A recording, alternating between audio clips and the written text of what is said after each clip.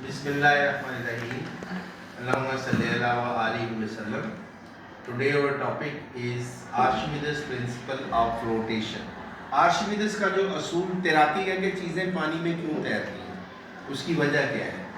उसमें अब देखें ना, आपके पास दो किस्म की बॉल है, एक आपके पास लोहे की बनी हुई है, एक लकड़ी की है, या एक ऐसी है जो हवा वाली गेंद है जिसके अंदर हमने एयर भरी हुई है। हम तीनों को पानी में डालते हैं तो व्हाट विल हैपन। जो आयरन बॉल होगी वो डूब जाएगी, हालांकि साइज उसका भी वही है। जो वुडन बॉल होगी वो आधी पानी के ऊपर होगी, आधी नीचे होगी। और जो हमारी बिल्कुल प्लास्टिक की होगी, रबर की होगी, वो बिल्कुल पानी के ऊपर होगी। इसका मतलब तीन पोजीशनें हैं बॉल की। अगर हम बॉल लेते हैं तो ये जो तीन पोजीशनें हैं, इसमें ये जो सी बॉल है ये सतह के ऊपर है, और ये वाली जो सी है ये पार्शली है, ये आधी पानी के अंदर है और आधी उससे ऊपर है, और ये वाली तो बिल्कुल ही पानी के नीचे चली गई है। ये जो सी है ये आयरन बॉल है, ये वाली वुडन बॉल है, ये वाली रबर बॉल है। इनको अलग-अलग उछाल की कुव्वत मिली है, अपथ्रस्ट मिली है, उसको बुआयंट फोर्स बोलते हैं। उछाल की कुव्वत का असल नाम है बुआयंट फोर्स, अपथ्रस्ट। तो हमने इसमें अपथ्रस्ट ही मालूम करनी है कि वो ये कह रहा है कि जब भी किसी ऑब्जेक्ट को मुकम्मल तौर पे टोटली और पार्शली यानी बैन आधा इमर्स लिक्विड में डुबोते हैं तो उसके ऊपर एक उछाल की कुव्वत अमल करती है, अपथ्रस्ट, जो कि बराबर होती है उस वजन के जो पानी का उसने हटाया होता है।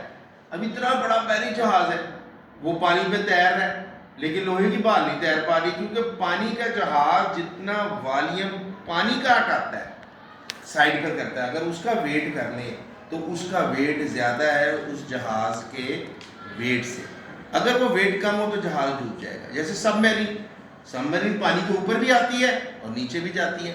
उसमें एक वाटर टैंक होता है, वाटर टैंक में जब पानी फिल करते हैं तो पानी के नीचे चली जाती है, जब उसमें से पानी निकालता है जनरेटर या मशीन पंप आउट करता है तो सबमरीन ऊपर आना शुरू हो जाती है। इसका मतलब डिपेंड करता है कि वो चीज़ जो पानी के अंदर इमर्स की है हमने, टोटली की है या पार्शली की है, वो कितना लिक्विड पानी यानी लिक्विड साइड पर कर रही है। तो इसके ऊपर उसने कैलकुलेशन की है। हमने एक डायग्राम बनानी है, डायग्राम में ये हमने ऑब्जेक्ट लिया है सिलेंडर नुमा, इसको पानी के अंदर रखा है, और ये हम जानते हैं कि लिक्विड जो है ये ट्रांसमिट करते हैं प्रेशर इक्वली नॉन डायरेक्शन, मसावी तौर पे तमाम सिमटों में इसका जो दबाव है वो लग रहा होता है। तो इसमें सारी साइडों से प्रेशर एक जैसा है। ऊपर से जो नीचे लगने वाली फोर्स है उसको F1 का नाम दिया है हमने, और जो नीचे से ऊपर लग रही है उसको हमने F2 का नाम दिया है। और इसकी अपनी हाइट h है। जो इसकी नीचे वाले बॉटम की हाइट पानी की सरफेस से ली है वो हमने h2 ली है, और ऊपर वाली सरफेस की पानी के साथ जो सी ली है वो h1। दोनों का डिफरेंस लेंगे तो इसकी हाइट आ जाएगी, वो कितनी है h है, h2 माइनस h1। ये कंसीडरेशन थोड़ी सी करके अपने वर्ड्स यूज करके you should proceed here as h is equal to the difference of the two height, that is h2 minus h1, and you know very well that pressure is equal to rho g h। Pressure जो है ये रो जी H के बराबर होता है। ये एक अलग आर्टिकल है, उसकी डेरिवेशन भी आपको करवा देते हैं कि प्रेशर रो जी एच के बराबर कैसे होता है। तो प्रेशर इज इक्वल टू, पहला प्रेशर निकालेंगे तो रो जी H1 आ जाएगा, दूसरा प्रेशर निकालेंगे तो रो जी H2 आ जाएगा। रो दोनों में सेम क्यों है, इसको रो पढ़ते हैं, ये जो सिंबल है इसको पढ़ते हैं रो। ये रो है पानी की डेंसिटी, पानी की डेंसिटी तो सेम ही रहनी है ना, एक ही पानी में तो रखा है। और जो नॉर्मल पानी है उसकी डेंसिटी कितनी होती है नॉर्मल वाटर की, नॉर्मल की होती है 1000 किलोग्राम पर मीटर क्यूब, और जो सलाइन वाटर है समुद्र का पानी नमकीन उसकी कितनी है 1030 किलोग्राम पर मीटर क्यूब। ये डेंसिटी है जो वाटर की है। और जो डेड सी है उसके अंदर वो बताया गया है कि वहाँ पे तो आप डूबते भी नहीं है, किताब लेके अगर आप पढ़ने बैठते तो लेटे रहेंगे, पानी डूबने नहीं देगा, उसकी डेंसिटी इतनी ज़्यादा है, उस वजह से बंदा उसमें सिंक नहीं करता। तो हमारे पास दो प्रेशर आ गए P1 P2, रो जी H1 और रो जी H2। अब प्रेशर की डेफिनेशन क्या थी, प्रेशर था किसके बराबर, फोर्स पर यूनिट एरिया, ये प्रेशर की डेफिनेशन। तो इसके अंदर से फोर्स को क्रॉस मल्टीप्लाई कर दें तो वो बराबर आ जाएगा P इंटू ए। अब हमने हमारा जो थीम है हमने अपथ्रस्ट निकालनी है नेट फोर्स, तो उसके लिए दो फोर्सेस लग रही हैं F1 और F2। नेट होगा इनका डिफरेंस, कि इस पे अम्लन कितनी कुव्वत लगी, वो इन दोनों का डिफरेंस आएगी। तो हमने F1 निकाला पहले इस फार्मूले की मदद से P1A, और ये हमारा जो पहला प्रेशर है उसको हमने P1 का नाम दिया है। उसके बाद दूसरा हमने F2 निकाला P2A। ये जो पहला प्रेशर है इसके अंदर जो हमने वैल्यू लगाई है PE प्रेशर की, यहाँ से लगा दी है रो जी H1, उसके साथ क्या लग गया A। पहली क्वेश्चन बना दें, दूसरी बना दें F2 P2A रो जी H2A।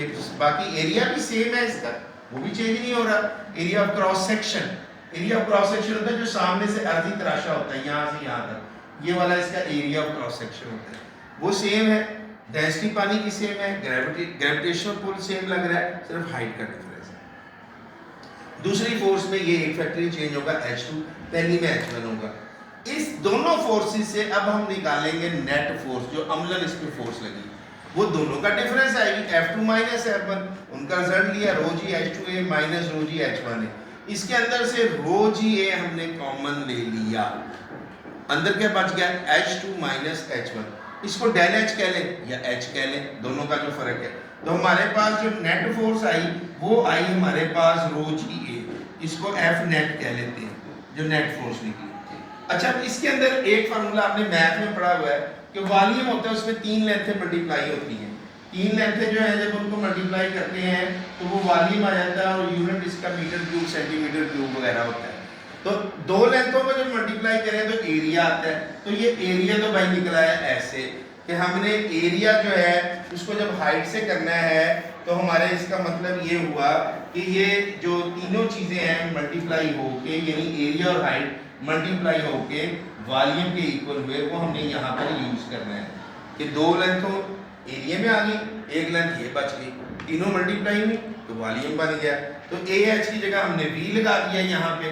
जब हम ए और एच की जगह को रिप्लेस करेंगे वी के साथ तो नेट फोर्स का रिजल्ट बराबर आ गया रो जी और वी। ये इसको अपथ्रस्ट, ये बॉइंट फोर्स जो है उसका नाम भी देख सकते हैं। तो ये हमारा आर्टिकल था। इज देयर एनी क्वेरी, कोई क्वेश्चन है तो you are free to ask. No one? Okay, अल्लाह हाफिज।